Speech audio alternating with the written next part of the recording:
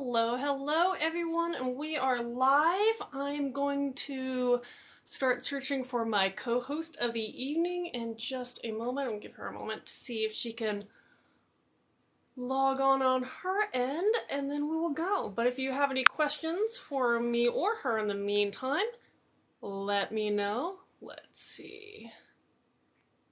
Don't see her as of yet, but how's everyone's morning, afternoon? I don't know where everybody is in this great world we are in. Let's see.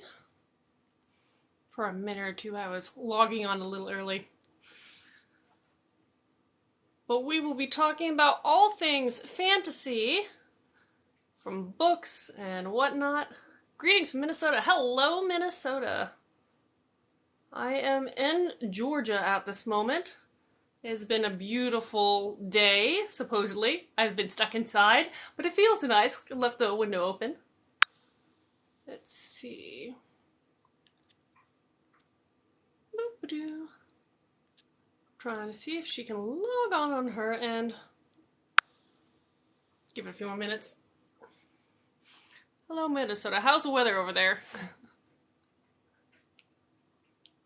Let's see. It's only a downside of trying to connect with co-host. It takes a moment or two. Here we go. 3, 2, 1. Hello! Hello! On the other side of the world. This is exciting for me. Yeah, it's 9 a.m. here. Good morning. I was going to say, yeah. And it's winter time here, too. Yeah, so yes. That is, yes. I was going to say it's spring, winter. Okay. But it's almost like you're from a different world. I really am. I'm in the land of Lord of the Rings. I'm so jealous. In a very fantasy-friendly world. I am so jealous. And yes, okay. So, I actually have a question here. Well, a comment here. But, funny story. I'm going to get to your comment just one moment, Rachel. Funny story. I don't know, a few weeks ago, actually, when I was starting to figure out live events, I was talking with another author, and we thought we came up with the idea of doing the reverse poster, and then right after you put yours up there, and I was like, no! So I actually just got mine in yesterday, so we have a reverse poster. It looks awesome! Awesome. I love it. Yeah, I think a lot of us for a long time were like, how are we going to resolve the problem of the inverted filter, because it's so annoying to try and use, and so I'm not surprised. I think pretty soon people are going to have them on their books too, print out the paperback wraps and invert them so they can have their shelf with inverted books. Okay, so I heard that. I think that's the next step. Maybe, did you talk about this on one of your videos? I don't remember, but I thought that I've heard that from someone. But I like that. Kat and I have been talking about it for ages, but we're just both too lazy to get around to doing it. So finally I was like, I'm just gonna do it, because there's too many books now, and then I can just kind of point to one and have it easily referenced. So yeah. Okay, we have a question in, and it's asking which of your books have been the most successful. So I'll let you answer that one first. Ooh, financially, or I don't know. What are we using to define success? I mean, the first book, I think always the first book in a series is the one that sells the most, because it's your kind of taster into your world. And so people borrow it in KU, or they buy it and they go okay, is this my kind of thing? Do they hit the beats I like? Do they write in their author voice in the way I like? So I think the first book is always the one that does the most. And then the people who are ooh, yes, are the ones that carry on reading the series. So it would be weird if the second or third book in my series did better than the first one, And you have one or if somebody just skipped. Sorry, do you have one? I have one main series, one main novel series, which is this one. And then I have a novella series as well that accompanies it. That's okay. See, that's Yeah. why I was trying to figure that one out. But for me, yeah, I kind of agree with you. It's like I have 3 series at the moment, and the first books always sell the most because it's that intro book. And also for me depends on because I have been dabbling with Facebook ads. So I only run Oh ads yeah. for my complete series. That's my Shifter series. And so that one obviously compared to the other 2 that are actively being produced makes more financially because I'm putting more into it. But interesting stuff. Yeah, exactly. Well, and it makes sense. How many books are in the Shifter series? I have 4. So that one's my complete one. That was my debut novels and um enjoy them enough. But like right now I'm working on 2 simultaneously. Don't advise it. But working on 2 I feel simultaneously. you. I'm doing the same. Okay. I It's would hard never jumping advise it. fantasy worlds. Oh yeah. It's You so have different complicated. world building, different characters. Yeah. I'll World have to Bibles I'll have are to ask important. you how you keep that straight. But yeah, for me, it's hard to do that. I totally blanked on what we were talking about. But yeah, so how do you keep your 2 worlds? Are they totally independent or are they in the same universe somehow? Well, my novel series and my novella series are in the same world, so that's easier. But like the novella series takes place previously, like in the past to this series. So there's a lot of kind of like time organization of, like did this event happen yet? How old would they be if this happened then? And so there's that is hard. But then I also have 2 other series projects I'm working on simultaneously and a Patreon project which is like a standalone. So each of those has their own worlds, own systems of magic. And so it can get a little complicated. So I definitely have like world Bibles for each one, which go into like who the gods and goddesses are, like who they pray to, like how their magic works, like all of that stuff. Because otherwise, I'll just, mess it up. Well, I understand. If anybody ever saw the wall in front of my desk, it looks like I'm trying to catch like a criminal of like some kind of mass murder because it's like all these different like sticky notes and Getting like lines and diagrams for the universes. Because one of mine's a multiverse, and then the other one is based in Norse mythology. So there are already 9 planets in that one, so 9 and 12, and it gets really mm-hmm. complicated from there. And yes, I understand. Yep. Okay, I And have then you're like, another. oh wait, wouldn't they have this thing and do that? And it can and inevitably I have readers who will point stuff out like, didn't they have this thing or this thing happened? And I'm like, oh okay, like thank goodness for like my Yes, beta I readers because totally that actually remembered that. of course. Let's see, I have another question. It says, will your series incorporate multiple story arcs or will they be separate series? Okay, I guess we're kind of answering some of that, but like, I guess you write kind of with a romance twist in some of your work or all your work. So Mm-hmm. are they Yeah. separate couples or are they one couple throughout Mm-hmm. different books for you? This current series is a different couple per book. Okay, yeah. So it's a completely different point of view for each thing. But the overarching action of the world is like threads through all of the books. But each one kind of functions as a standalone too. Like you could read one and be like okay without knowing what happens with the others. So there is, kind of like an evil that's rising in the world that kind of threads through all of the books, but each one follows a different couple as well. Yeah. That's cool. I mean, I think I'm too tentative at the moment to get into so many different mindsets. So each of my series just follows one main character's perspective. And of course I have a whole bunch of, other side characters, but I haven't jumped around a lot, behind the scenes between different characters, which I hear a lot of people in romantic fantasy do. They like to focus like one couple per Mm. book.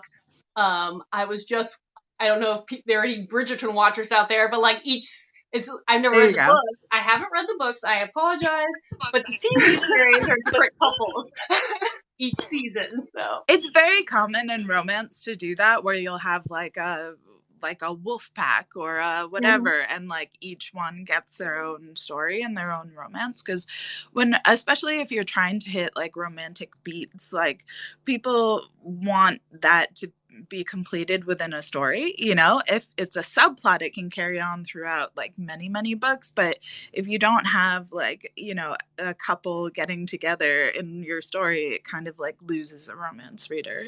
So having a different love story per book can kind of be like a nice through line for each one. Yeah. Fun. Yeah, no, I think that's my weakest point, is trying to incorporate romance in my books to some level, because I am not what I would qualify myself as a romance or a fantasy romance writer. But even when you're writing, just more of a traditional epic fantasy, you should have romance, because that's part of life, and those encapsulate, everybody has emotions and attractions. So that's, I think, my weak point on my writing.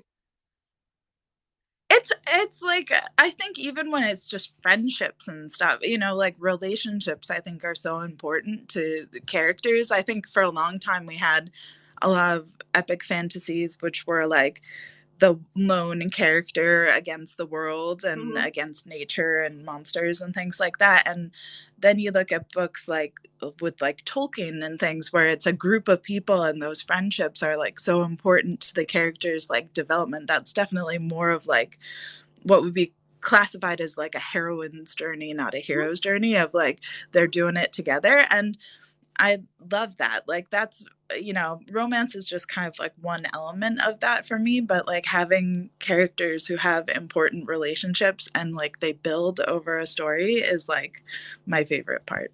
Okay, well, I always like, and I don't know how you like to do lives, but I always like whoever I'm co-hosting with to talk about, your book series a little bit, just because my viewers may not know you, and vice versa. So Yeah, let me know about your full lengths and your novellas.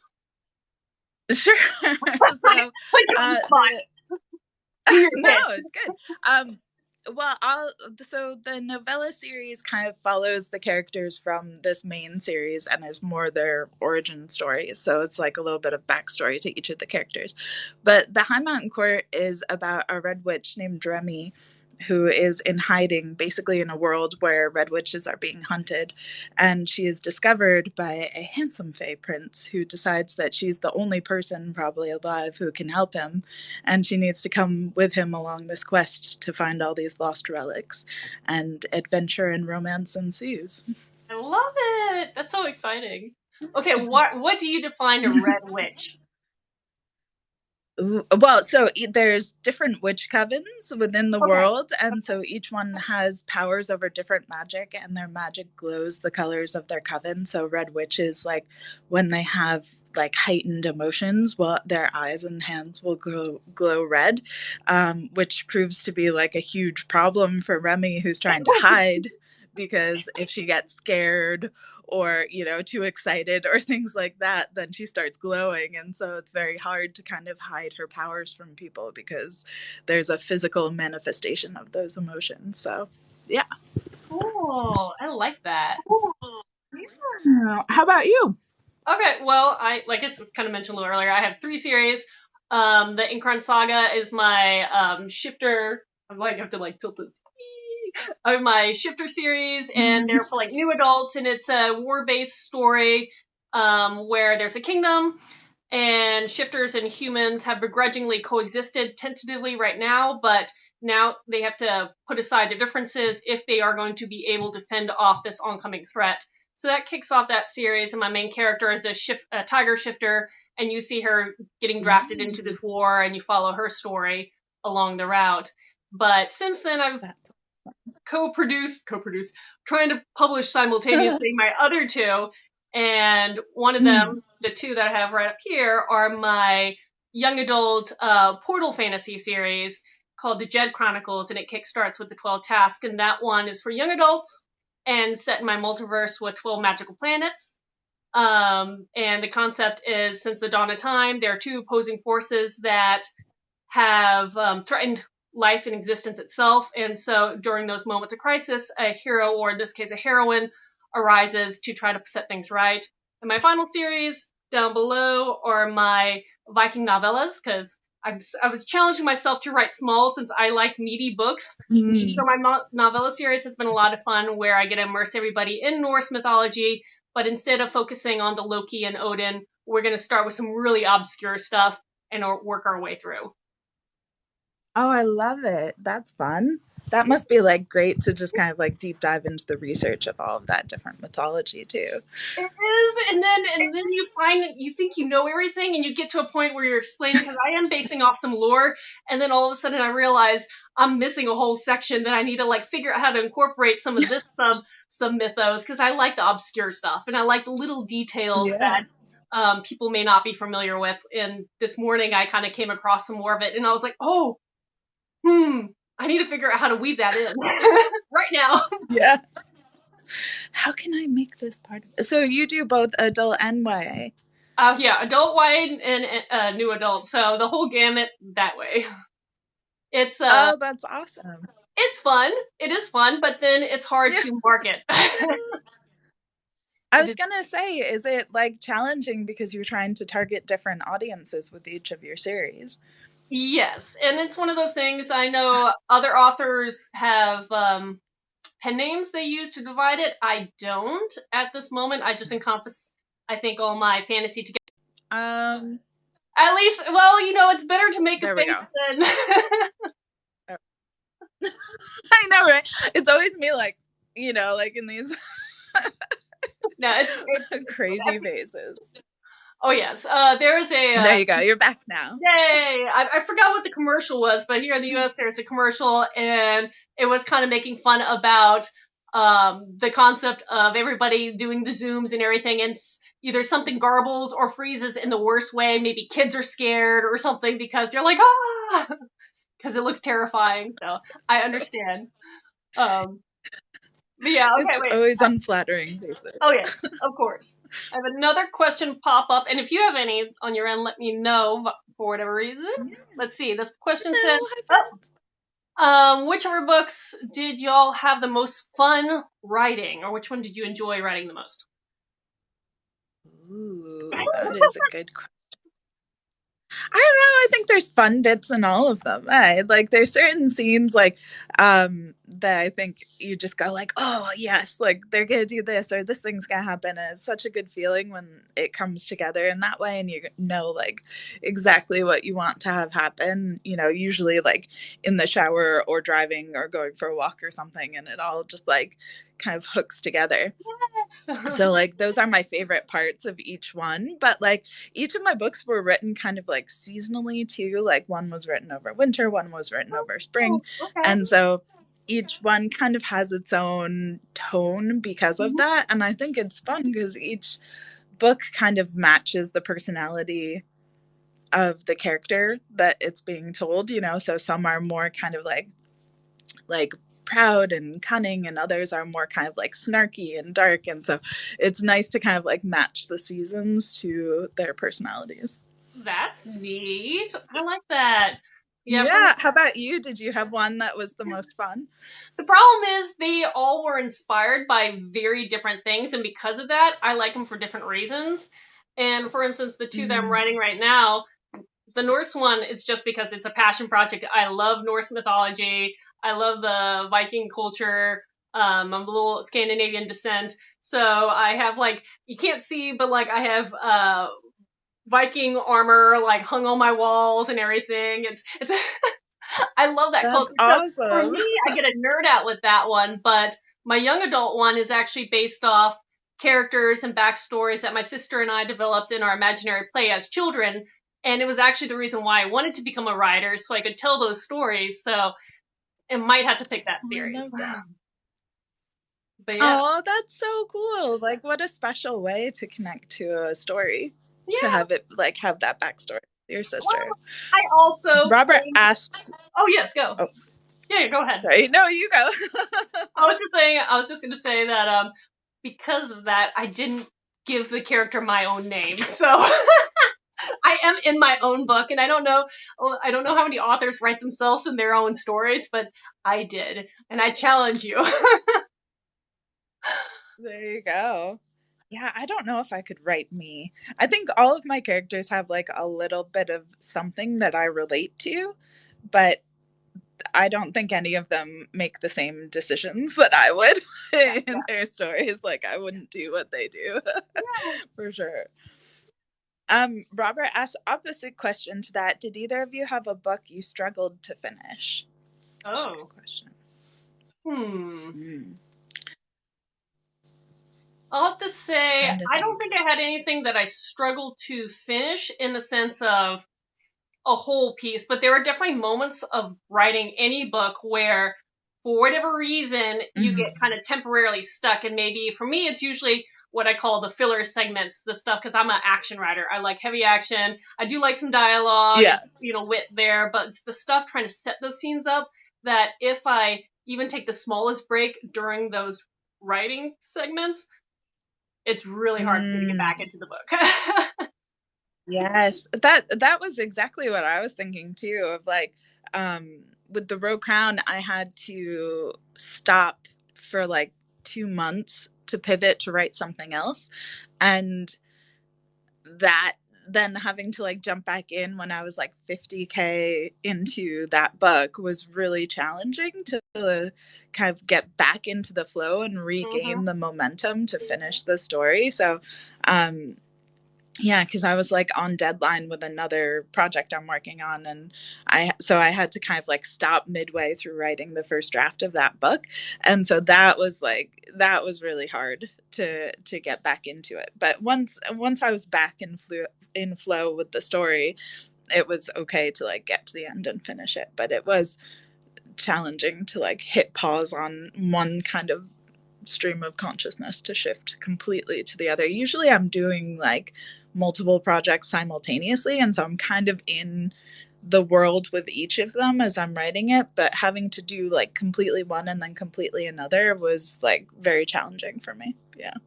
Yeah, no, I can definitely understand that. I think actually thinking back on the past of my writing career, because I don't know when you started. I published my first one in 2016, so I've been around a few years.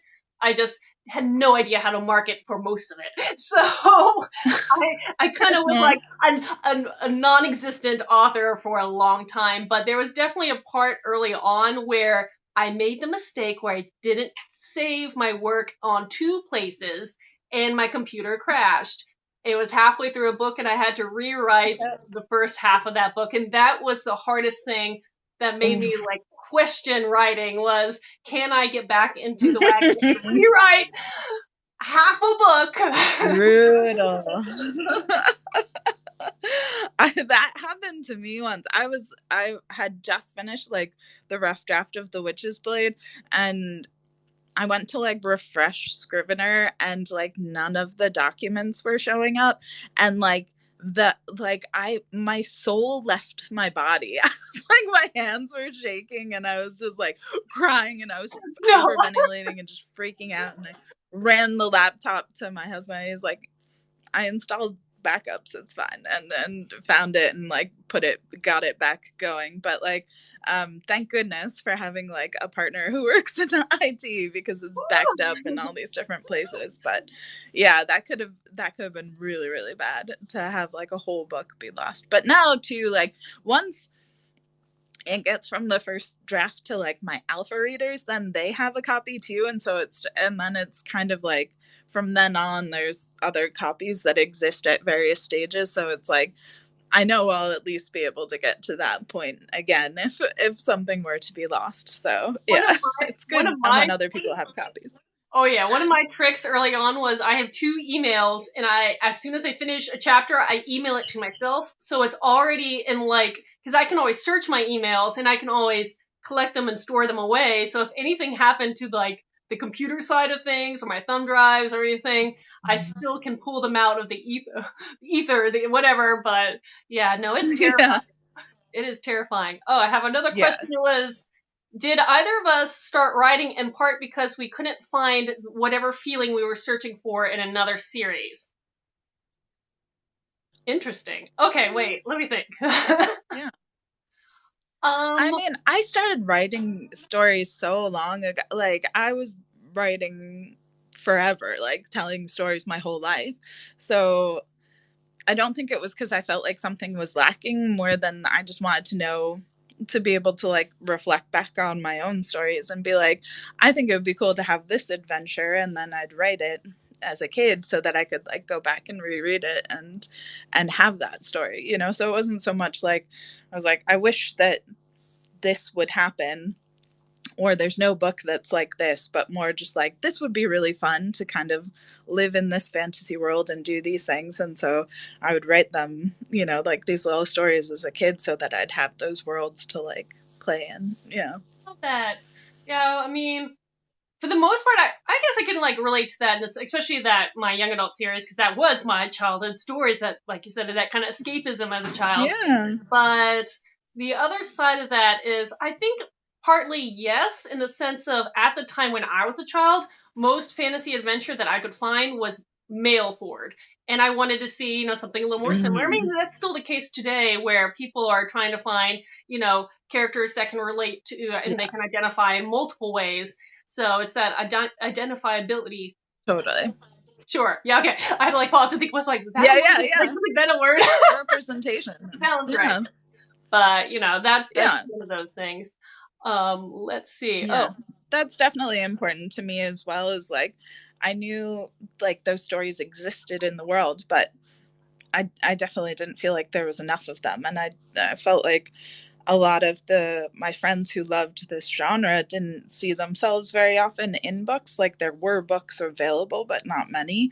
mhm. And so being able to create more stories where more of the people in my life got to be like the main characters and not just like the side characters was important to me in the telling of the stories that I wanted to write. Yeah.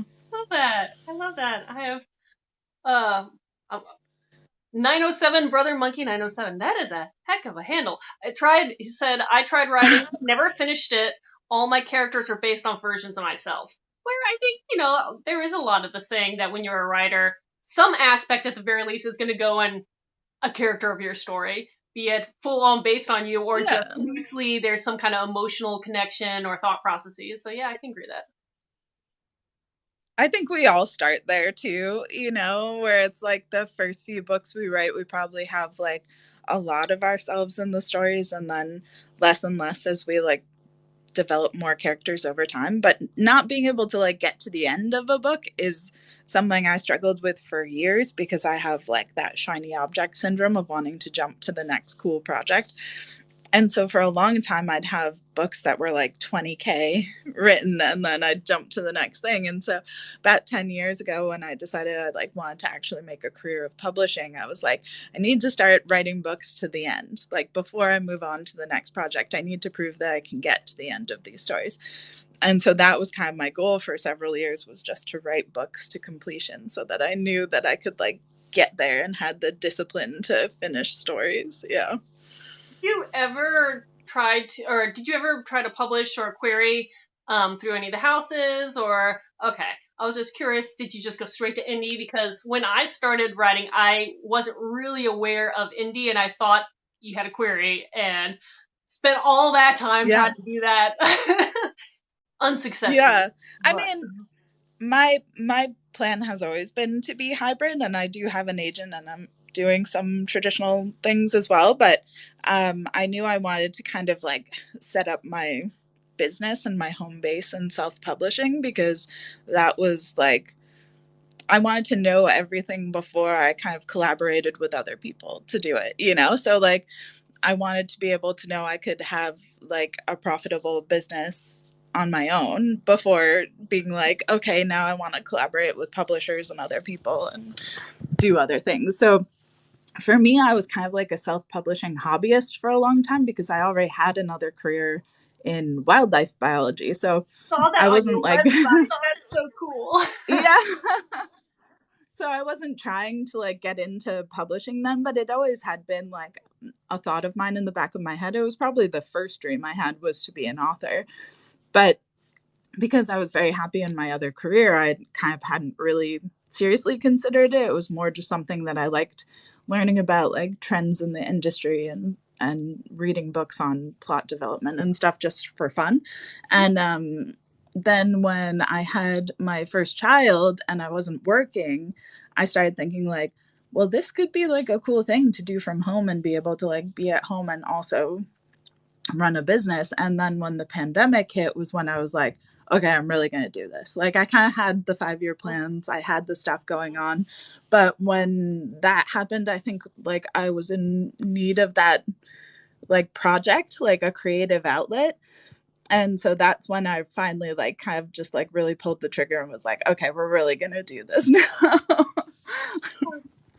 No, yeah, the writing, it's always interesting to find out how people get into their writing process or how they chose, why they chose Mm, to be an author when they did, because, yeah, for me, kind of yeah. like you mentioned earlier, you always wrote since for probably as long as you can think of, because I know that was my case. Yeah.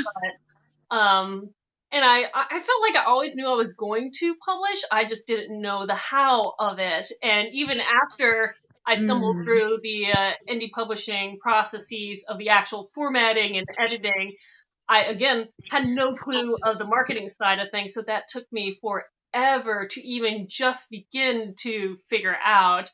And but since mm, then, I mean, it gets easier along the way. And once you kind of know your formula, know your method, already have some support people, it gets easier and you can produce faster. And I know, like during the pandemic for me as well, I mean, I already was working as an author slash artist, but I backed away because the galleries were closed. So I needed to focus my time on my writing, which allowed me to kind of prep my 3-year stage thing that I'm in the middle of mass producing in a sense, mm. my novellas, because I had actually taken the time and wrote a bunch of them back then. So now I'm just staggering them out as we progress forward. But it's always interesting. Yeah, totally. And I love hearing like different authors' processes for like what their plans are and how they want to like roll them out because like for each one of us and our personalities and our goals and the amount of time we have and our mental bandwidth, like our plans and processes are different. So like I just find it really interesting seeing like how people like what their philosophies are and how they like to like kind of navigate publishing because it's just really fun to see like different people kind of killing it in different ways. Well, I think I like Robert this. Oh, asked, oh yeah, sorry, go. You do can go. either of you have a favorite character you've Hmm. created? Hmm. Okay, favorite. See, I always say it's like telling a parent to pick which child is their favorite, and you might have your favorite child, but you don't say Yeah. those things. Um, no, but They take turns. I I, think it's the I, same with books. Like on any day, it's a different one. yeah, no, I was gonna say for me, like I definitely like the warrior woman archetype. So I have different Mm. versions of that in all my book series. They may or may not be the main character, but I'm always personally drawn to those kind of characters. But even still, sometimes, like you said, it could be day to day. One day I could be just in love with my villain, or another one could be like the romantic counterpart, or even a side character that all of a sudden I'm like, maybe I should give you a little bit larger a storyline because you're really cool. So Mm. it can vary. I'm totally. I mean, that's one of the reasons why my first book became 5 books was because I like wanted each of those characters to have their own story. But for me, usually my favorite character is the one whose story I'm writing at the time. So like right now I'm writing the 4th book, which is Nilo's book, and so right now like Nilo's probably my favorite character. So it just changes depending on whose story I'm writing at the time. Kay is saying they suspect they know who Neela's love interest is, but don't want to spoil the third. Yeah, I bet you're right. I bet you're right who you're thinking, but I can't. I can neither confirm or deny. Cannot confirm it today. I like that. You'll That's just great. have to read the 4th book and find out. Oh darn. Let's see. Yeah. I have a question asking, do we have mentors or have we gotten advice from other authors along the way? I mean, no, not necessarily a mentor, but definitely other authors. And it again goes back to, for me personally, was I didn't know the questions to ask. So it took me forever to figure Mm. out what I didn't know because I don't know what you don't know. So, all along the way, I Mm-hmm. was introduced to what ARC readers were, or all these different platforms, and like how you can, mark yourself on like TikTok. I avoided it for a while because I was intimidated by the concept of the process, and I was already trying to be on all these other Yeah. platforms, and time is thin, and so it's one of those things. But yes, for Yeah. me, asking authors is one of the best way to figure things out. What about you? Totally. Yeah, I mean, I was a lurker for a long time before I even began to start like asking questions. So like I would read heaps of books on publishing and writing and like listen to podcasts about like the writing craft and publishing. And so I kind of was just like I'm very do you know the Clifton Strengths? Sounds familiar, but no, I The cannot. Becca Syme and like writing anyway, my input is very high, so that's like I like to have all the information. Like I like to like kind of read every book and take every course and know all the things. And so for me, for many years, it was just like listening to different authors be interviewed on shows and like watch their videos and tutorials and things. And so that kind of like mitigated a lot of the questions because like they were answered through all of that research. So then by the time I was like actually publishing, it was more like the little details of like, oh, Sorry, call in. The downside that was of okay. the phone. Just like the little things of like what button to push and like, you know, the more tiny stuff of like, what did you do about this very specific thing? So I feel like I had more informed questions to ask people, but finding writing community and people who are kind of where you want to be at in your career, I think is super helpful. When you can find people who will like answer those questions and stuff too. So yeah, both for me. Yeah. Okay, so what inspired you to write this particular series? That's the question I'm just curious about. Ooh, that's a good question because I had another series that I was working on for a really long time before I wrote this one, and I decided that I didn't want to publish that other series first because I just cared about it too much, and I didn't want that to be the first one I put out because I wanted to see it do well, and so I wanted to have another series first that was my like experimental series to see like figure out all of the things for You're my publishing. kindred spirit. Yeah, so I put that to the side and started a new one, and that was this series. So yeah, I had an idea for this one floating around in the back of my head of this person. There's like a scene in that book with I had a dream where this person was like carrying someone over their shoulder, like running down a mountain, trying to like get to somewhere in time, like an anxiety dream. And I didn't know like where they needed to go or why they needed to get there, but like time was running out and the person on their shoulder was dying, and I was just like what's happening? And then I woke up and I was like, okay, well, this needs to be a story. And everything kind of came together from that. So that was kind of like the first scene that the whole world was built around. You may not believe it, but the same storyline. I wanted to write my young adult one first, but then I held off because I wanted a first book, which ended up being a 4-book series.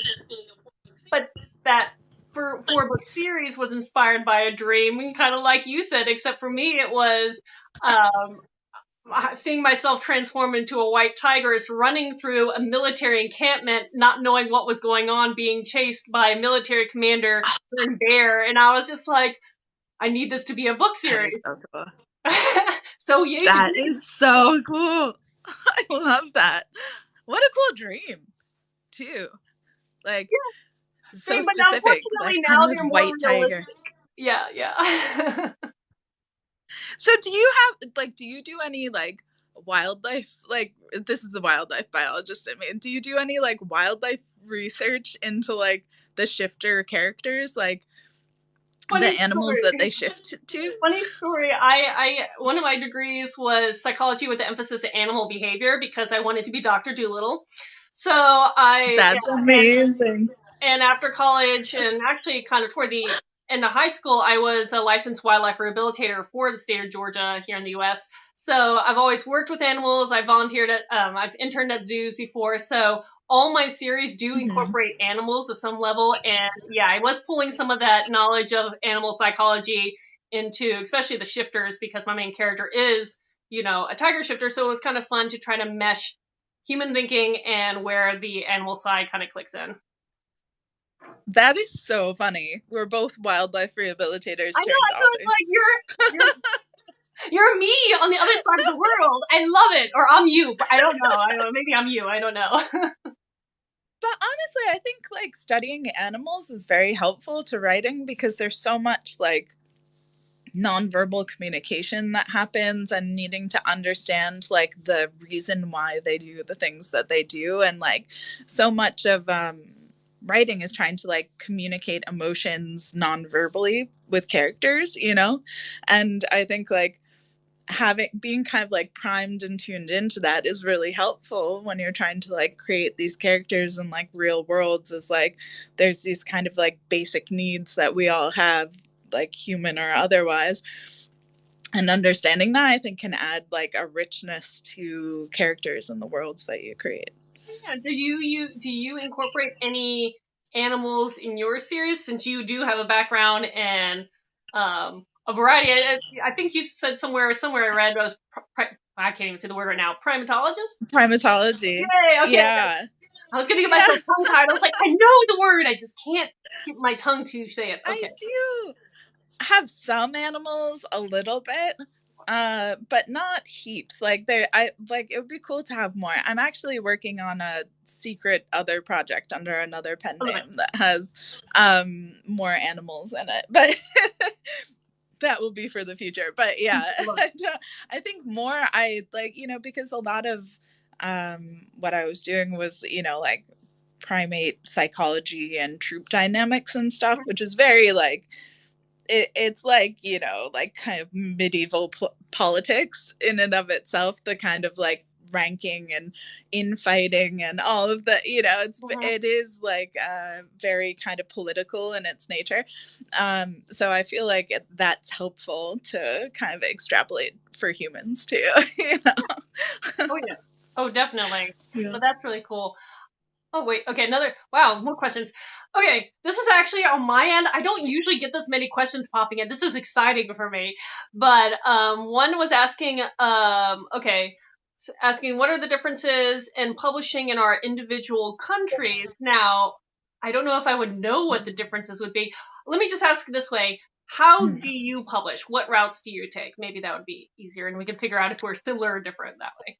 I mean, most of the things with like self-publishing are the same. There's like a few problems with like being in New Zealand as far as like we can't get Amazon proof copies here, or like we I didn't can't know that. publish on Kindle Vella, or like there's just stuff that isn't available to us. So I have to like, in order to like get books or send things, it takes many, many months and hundreds of dollars. So it's like the physical process of running the business is harder. But then there's some like bonuses too of like, in New Zealand, like the National Library gives you your ISBNs. You don't have to buy them the Oh, way that's you do so in the nice. States. That's so nice. Most countries do that. It's really just the US that's like makes people Well, buy them. I think the UK might too, but yeah. So yeah, so you can get your ISBNs, and there's also like the public lending scheme. So if your books are in libraries and people borrow them, you get paid for them and stuff. Um neat. so there's some benefits, yeah, but that's the same in like Canada and like Australia and like lots of different places. But being in New Zealand logistically can be challenging for getting stuff, the physical side of stuff, getting Okay, books so that's sent, signing another question books, I was going to ask all you that. was, do you publish print versions as well? Because I know obviously you did the ebook, Mhm. but okay, I was curious. I Yeah, was going to yeah. say, So I do paperbacks and hardcovers. And the paperbacks I distribute through Amazon and Ingram Spark, and the hardcovers just through Ingram Spark.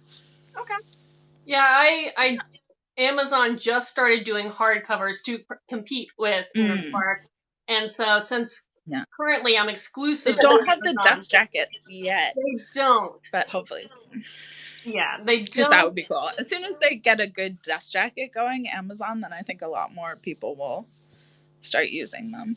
Yeah, because that's the thing. It's like I've considered Ingram Spark for different things, but I've heard it's harder to use as a platform. And one of the other authors who I talked to recently was mentioning how every time you need to make an adjustment on their file, you kind of have to pay like a penalty fee. And I was like, what? I make adjustments all the time because I'm updating. Most of the Yeah. time it's back matter where I'm like adding new Mhm. links or refreshing things or adding in QR codes for my print books because I was just like, Yeah. oh, we should do that. Let's do that. And so, Yeah. but yeah, that Yeah. kind of If scared me you're, off. And I was like, I would like to do it, but I'm not sure. yeah, if you have, so I'm part of the Alliance of Independent Authors, and so you get 5 codes for Ingram Spark each month. So I've never had to pay for any of my like upload or Okay. thing fees. Like just that discount code alone has paid for my membership with them twice over. But Wow. they're also just like a helpful like professional organization to be a part of if you want to like get into more of like the business side of things.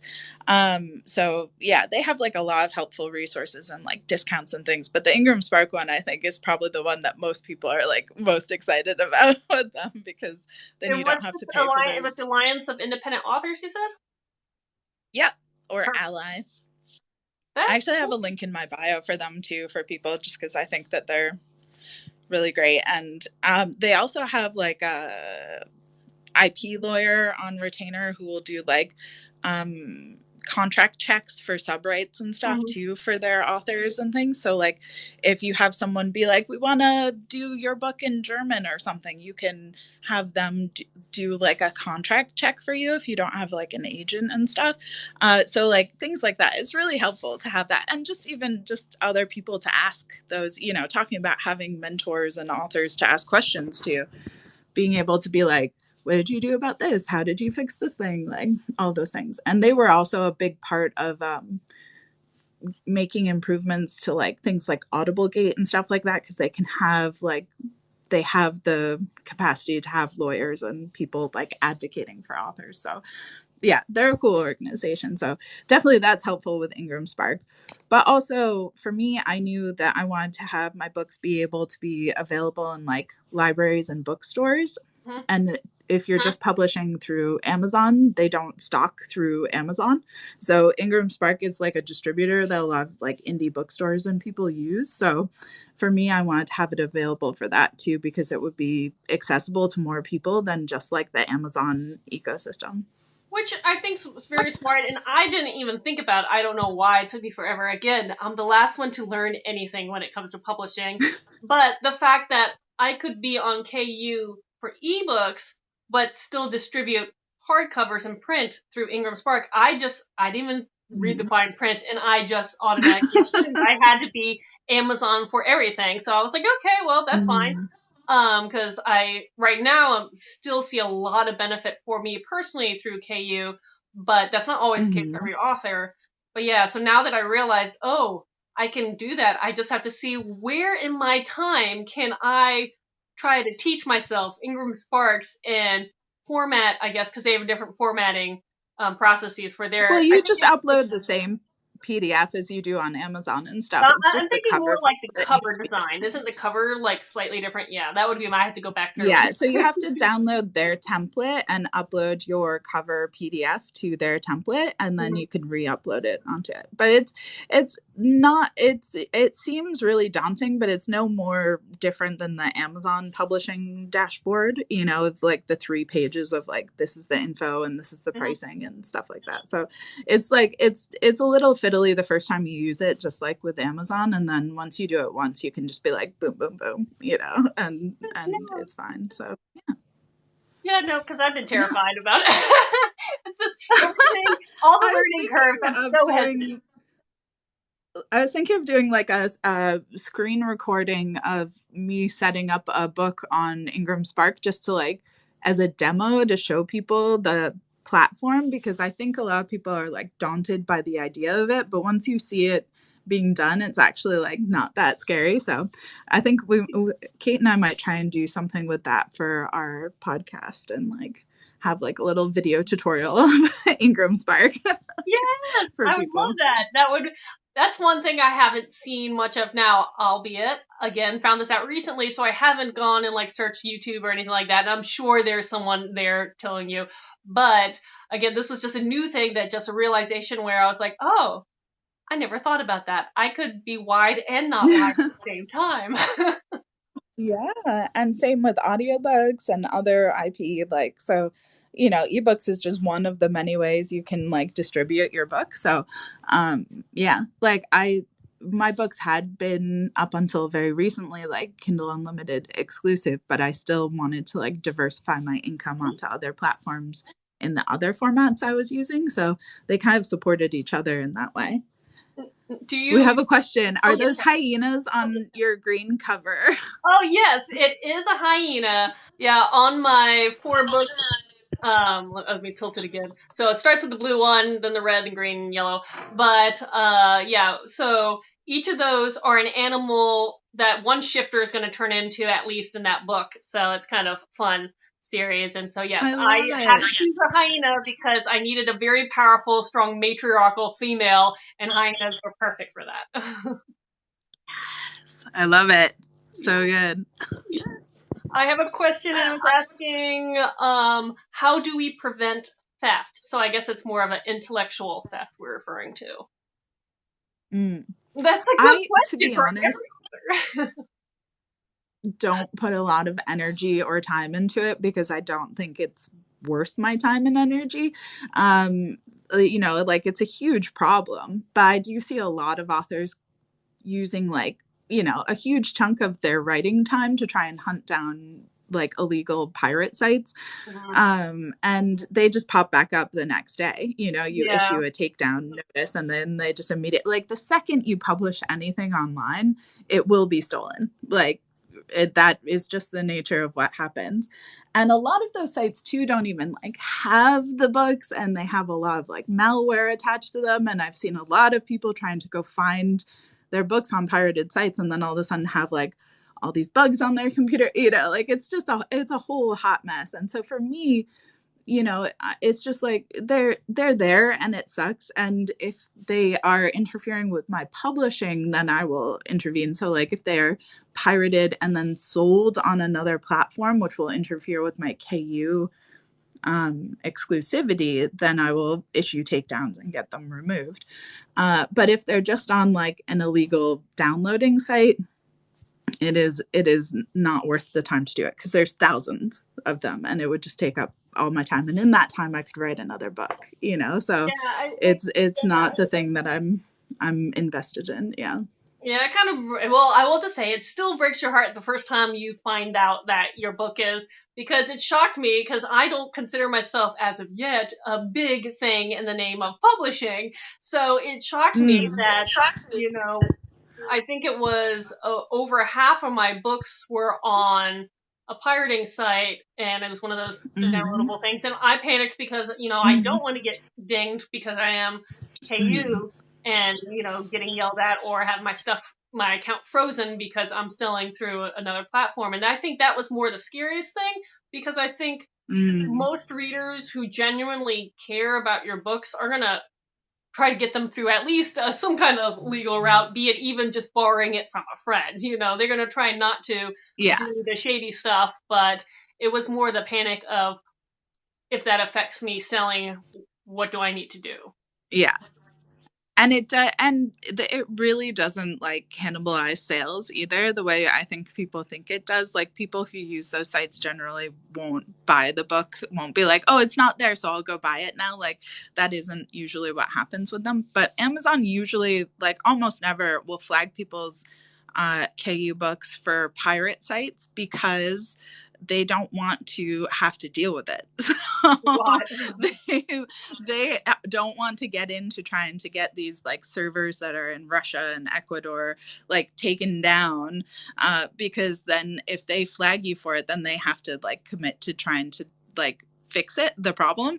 So it's usually more like if your book ends up on like iBooks or Kobo or something like that, that then they're going to come after you for it, which still they should, you'd think that they would be more like author friendly in their capacity to be like, this was obviously not you doing this. This was somebody else taking advantage of you and stealing your work.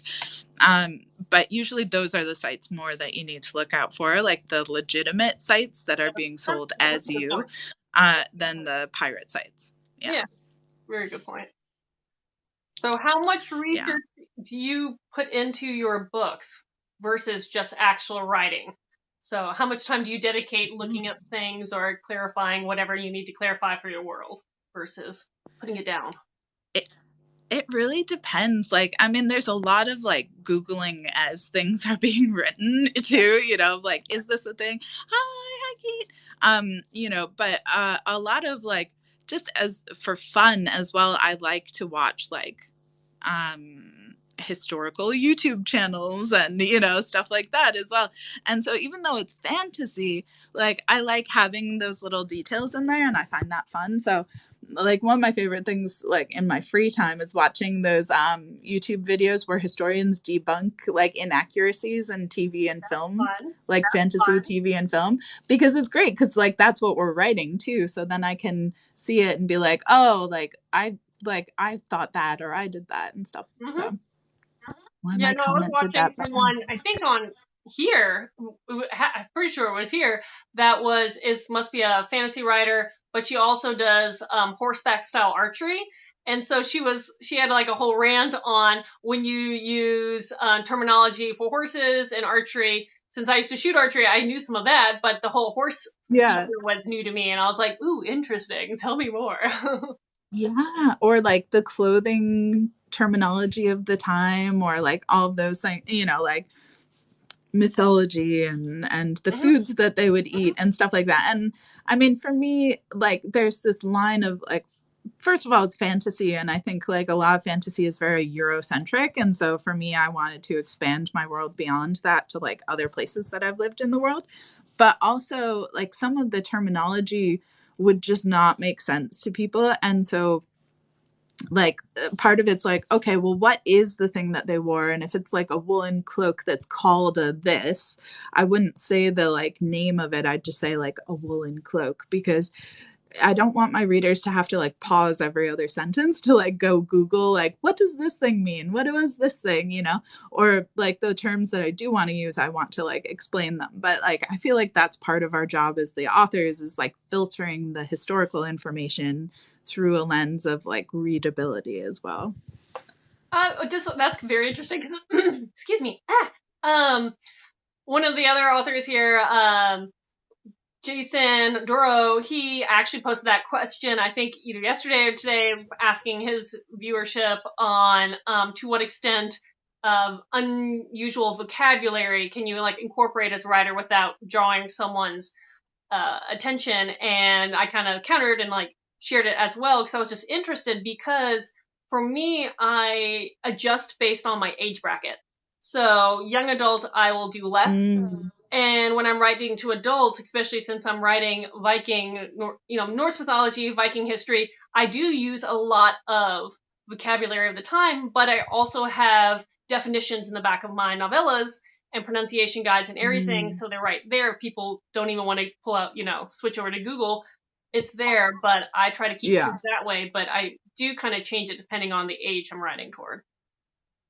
I like having the references. And also I feel like if you write it well, it makes sense in the context of what's happening. So you can substitute words with words, even fantasy words, like made up words that don't exist in any world. And I do that quite often in my books because I have like multiple languages.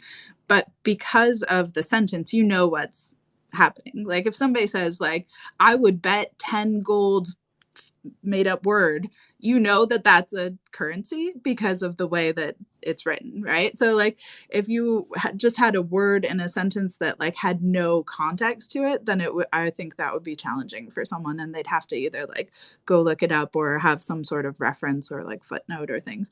But if it's written well in the story, then you're like, oh, okay, well that's clearly a piece of clothing because they're describing what they're wearing at the time, or you know, things like that. So having the context to it, actually, like I used to work in engagement, so like interpretation of like biological information for people, and like that was one of the things that like we were always like big on, was not straying away from not using the technical terms for things, but just explaining them and describing them within like the context of what we were trying to explain, so that like people didn't feel like they were stupid for not knowing what that term was, but also not like avoiding using the term.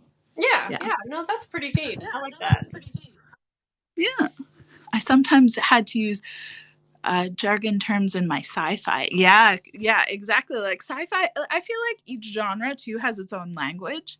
You Mhm. know, even like in contemporary like books, like there's like almost a different language to thrillers than there is to romance in contemporary. Like the words that they use to describe scenes are like genre specific and different. So I feel like there's certain things like in fantasy, like you would know what like a glamour is, you know what I mean, like in the same way that like in a sci-fi book you would know what like a certain spaceship term would be, you know what I mean, because it's very like specific to the genre. Well, it's interesting because I'm familiar with fantasy terms. I write fantasy, I watch fantasy, I read fantasy, etc., so on. But one of the editors I use, she is mysteries is her basis, and so Mm. she'll flag things and she'll actually insist on either defining them or questioning what they mean because Mm. she's unfamiliar, and we have to try to figure out to what extent do we want to cater maybe someone who's it's their first time. Someone starts at some point somewhere, and how much Yes, you want to assume that they know some of this base level vocabulary. I love that. I think, yeah, I think it's really good too to have like advanced readers and editors who are coming from outside of like the things that you've written before, or like the language that's being used, because then they can kind of like highlight the things that, you know, that happens to me too with you know, I live in New Zealand, and day to day I write with like New Zealand English, and our phrases and terminology here. So all my editors are American because I write in American English. And so they will flag sometimes like turns of phrase or sayings, Mm-hmm. like different idioms and stuff that make sense to me living here. But like if an American were reading it, they'd be like, what is like what is she talking about? Like what is happening? So it's good to have that like filter for me as well, just even from a language perspective. Well, it was kind of funny. I don't know when this clicked, but I usually what I read is ancient epics, poetry and prose. That's for whatever reason that is what the genre type I like to read. With that said, I realized after a while that my editor kept correcting certain words or adjusting spellings, and she's like, "No, that's British English. No, that's British English. You can't keep using that." And I realized, I looked at my bookshelf, and I was like, "It goes from ancient epics, keep it on my screen, ancient epics, and then the next largest was British literature," and I was like, Mm, "Oh." It's because I literally thought that's how you spelled it, not even clicking gray and gray is spelled different depending on if you're coming from yeah. Oh, yeah. the UK or from here in America, but like little things like that, and the gray and gray gets me all the time. But it was just Yeah. fascinating. I was like, Counselor, yeah, jewelry. Yeah. so the terminology and verbiage, and I was like, wow, I had no idea that I was writing in the wrong type of English. But it was kind of fascinating too when it made that click. Yeah. And even just like the words might be slightly different, and like how you would describe like, you know, a sidewalk versus a footpath, or like, you know, things like that. And so Yeah. it can get like all jumbled in your brain of like what is the right term for this place? I forget like which who uses what. And can Mhm. get it can get a little confusing, yeah. And also because I've lived in like so many different countries who all have their own kind of sayings and ways of speaking, and so for me it kind of just it all gets jumbled together in my brain sometimes. I'm like, oh, that's like a South African thing, or that's a British thing, or that's a New Zealand thing, you know. So it just like, yeah, I rely heavily on my editors to be like, does this make sense? And even like, um, you know, like beta readers, like if it's something that if it's correct grammatically, but more than one of them like will flag it as like this, like should this apostrophe be there, and I'm like, yes, like the Chicago Manual of Style says it, that should be there, like, but if it looks weird to them I'll change it anyway, because then I know that, like, you know, thousands of people are also going to be like, should this be here? Even if it should be, I usually will just find a way to rephrase it, because I don't want that to be like a little stumbling block in their minds when they're reading through the prose. So yeah, it's good to have people flag things for me. Yeah, well, that is definitely interesting. I never really thought about that. But here's a question for personally. If I feel like this happens to everybody, you publish something and then someone flags something or someone draws something in your attention maybe that needs clarification. Do you Yeah. ever go back and adjust your like the actual text of your manuscript, or do you just try to do better the next time? It depends on what it is. If it's like a typo, I probably, you know, like a comma or something like that needs in one, but I probably won't go in and update it. But if it's like something that is like a recurring pattern that I could do better in the future, or like an issue with the character itself, then I would definitely change it. Yeah. So it just depends on what it is. If it's just like one of the words is just like, you know, it says form instead of from, I probably won't go in and re-update it on all of the different platforms that it's on. So yeah, but if it's like a bigger thing, I would change it. Yeah. I feel like for How about me, you? I hopefully don't have that many errors going into it, but if there Yeah, are, right. I kind of do wait a little bit and then collect them and then do one little edit at once and say, okay, I There you missed a go. couple things. And it's amazing because you could have, depending on who the person is, you 30 eyes on something or more, and still something gets Mhm. through. An error or a formatting issue right near the end occurs, and it's hard. I Mhm. mean, because then someone's like, well, they were misspelling. So I'm like, yes, but you don't understand. We weren't just throwing this out there. We actually worked hard to Yeah. go through the whole process for the most part. And it's funny because you see a lot of traditionally published books that have heaps of errors in them too. And I think that Mhm. people just like don't hold them to the same standard as they Yeah. do with indie authors. Because a lot of our books have a lot fewer typos and less errors, but like it's just kind of like, oh, you didn't catch this one, you know? So I think all books have like a couple in them to some degree. But if there's like, you know, dozens on every page, then I can see how that would just make it to the point where it would be hard to like read it. Like it would become kind of unreadable if you were stumbling through all of those. So that's why I do try and like take them out wherever I can, because I don't want there to be more hurdles to like my readers enjoying my stories, you know? Hmm. Makes sense. Definitely makes sense. Okay, so Yeah. which way? I'm gonna ask this personally differently. You have your novella series and you have your full length. I'm assuming your Yeah. full length came first. When did you start putting out your novellas Mhm. then? Like, what is the network of creativity? How did that Yeah. flow? Well, I started writing the first full book first, but the novella came out first. Interesting. Because the Okay. first novella is kind of like a little prequel origin story to the Oh, main okay. character of the book. Yeah. And so that was my reader magnet that I used for like my newsletter before the first book came out, to kind Mhm. of start getting people on board my newsletter, having people have something they could read to like give them a little taste of what was to come and hopefully pre-order the book. And so the novella came first, and then I've been doing like novella, novel, right the way through, and the novellas are kind of like a little tide me over for the main books, because obviously the big books take longer to write, so these novellas come out in between as like a little kind of taster for people of what's to come. Mm-hmm.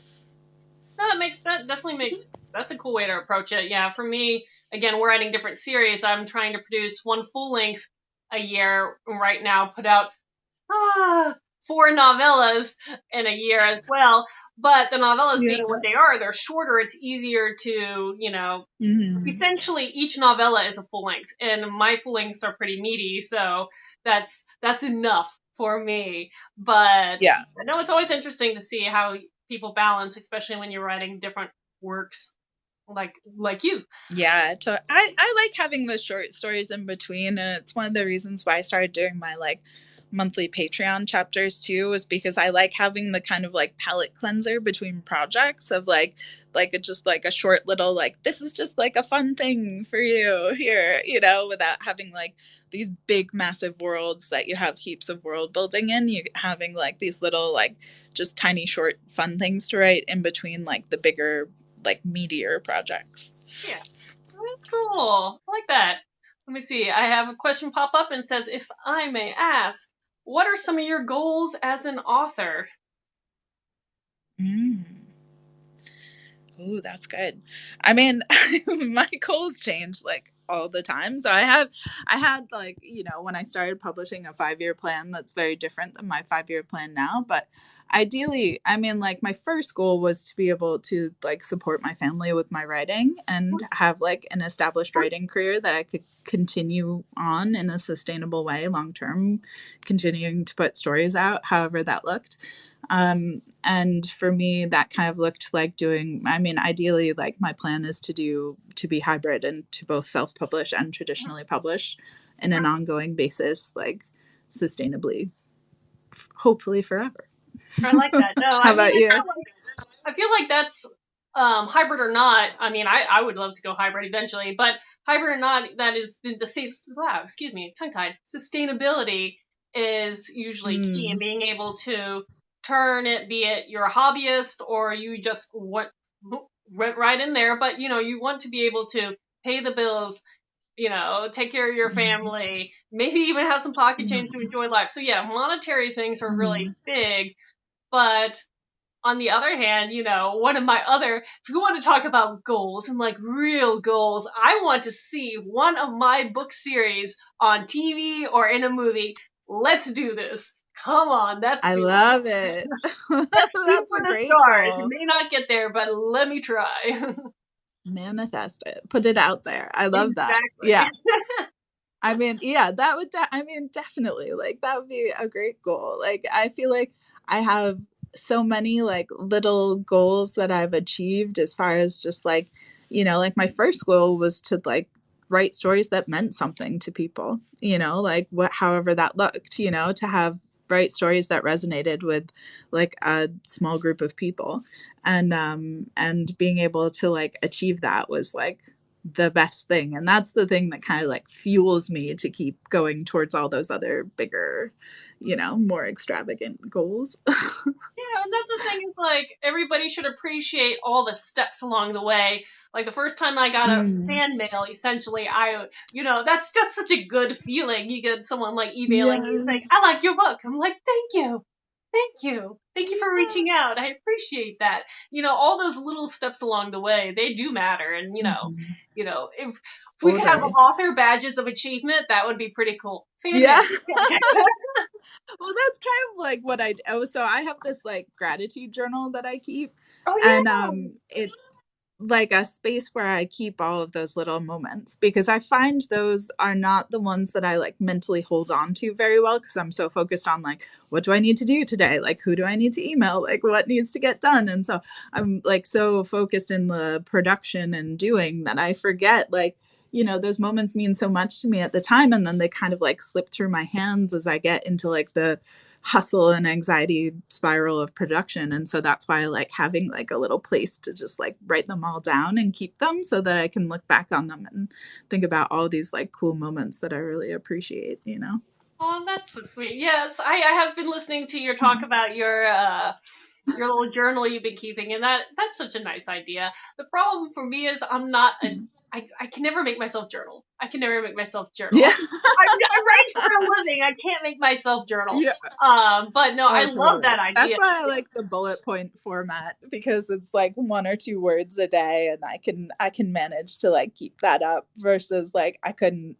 Yeah, I have so many like diaries and notebooks that are like 1 page and then nothing. Like I'm gonna do this and then just I don't. So yeah. I like the kind of cataloging perspective, but I know some people who will just like take screenshots and save it into like a folder on their phone or like on their computer, like having just like these little like awesome wow moment albums on their phone, or like some way to save those things so that they can like remember them and reflect back on them, I which I love definitely because that's yeah. beautiful. I think on my end you just got sent a crown for your statement. It's a good statement. But But yeah, no, yes, it's funny that I can't journal. I'm an author. I can't journal. No, it's true. I really can't. I also I found can't out I can't write nonfiction at all either. Like can't do it. Yeah. yeah, no, oh my goodness. For me, I've been trying to dabble into the D&D realm recently, which was another one of those things that spurred up during COVID. A lot of our friends are trying to figure out how to connect different ways. And they're like, you like fantasy, you Mm. probably get into this. Interestingly enough, it was my partner's gotten so into it. Like he's now gone through all the manuals and he's now creating characters and he's basing off characters based off some of the species I've created in my books. Like he's getting really into it, which is really That's funny. On the other amazing. hand, I realized it became work to me coming up with a character Mm. and playing a role. And I was like, wow, this is a lot of my life. My life is, and it's like I get off How are you and doing then that? I start working Yeah. again. And so for me, I found out I have a love and hate with it. Like I get into it at the moment, but it's Mm. taxing emotionally as well because it's like a continuation of creating characters and playing them out. Right. Yeah, that's interesting. I could totally see that. Like, if you're spending so much mental energy doing that already, you might want to like have a hobby that's not as energetically like requires so much mental energy to participate in. Yeah. That's really interesting. Yep. We Robert both. asks, how much humor do you put in your books? What sorts of humor? Ooh, Oh, that's a good question. Do you have humor in your books? I wish I was better at writing humor. I'll write interesting little dialogue moments where it's humorous just because the way people say something or what they're implying, but it's not really like slapstick style humor or in your face. It's more the subtle nuances that I incorporate, and Mhm. I think I want to challenge myself to also write, a character that is that maybe, the comedian, but not necessarily over the top, the believable comedian. But Mm. yeah, I don't think I really have too many humorous characters, but on the other side, I don't really write a lot of humorous scenarios. Right. Yeah.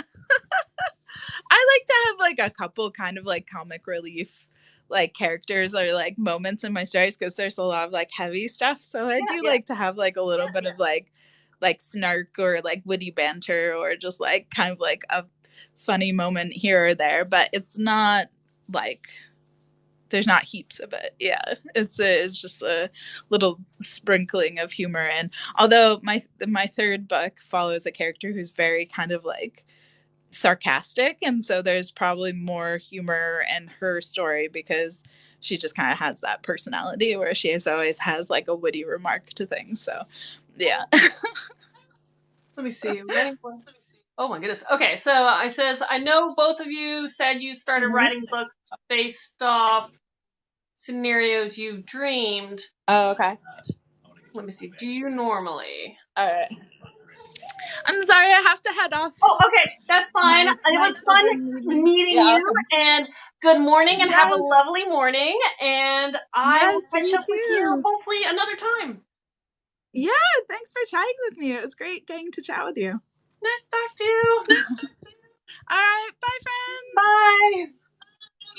Bye. Okay, let's see. One statement, let me go see if I can answer before I log off. It says, okay, we're talking about dreams. Do we normally start writing in a world and put characters in it, or start with a character and build a world around? Okay, so for me, and I'll answer this really quickly, then I'll log off. It's kind of a both. It kind of goes both ways. When I conceive of an idea, both the character and the world kind of interplay because the character's personality and backstory is often integral to the world they have grown up in and around. So for me, they kind of coexist and kind of build off each other organically. So hopefully that answers. And if that doesn't, let me know, and I can try to chat with you in the future or send me some other comments, and I'll try to answer them going forward. But thanks, guys. Hope you guys have a lovely evening, morning, or wherever you're from.